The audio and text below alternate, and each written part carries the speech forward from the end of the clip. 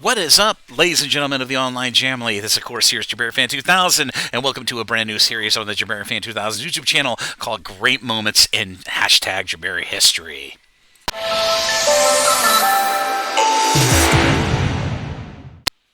In this episode one of the Great Moments in #Jamiro History, let me give you a little bit of context about this series. This was a series I did on Instagram over the last few years, marking major moments in Jamiro history, or as I like to call it, Jamiro history, of the history of over 30 years of Jamiroquai. In this first episode, I'm going to be discussing the first gig that happened with the early fledgling group of musicians that would end up ultimately becoming Jamiroquai. Back in 1992, there was a burgeoning acid jazz musical movement that reignited in London after such a long time, and many other bands, including Jamiroquai, would end up basically coattailing their way into creating these amazing music scenes, with several bands like Incognito and brand new heavies, along with Jamiroquai leading the charge. Well, very young JK and Toby Smith would ultimately end up being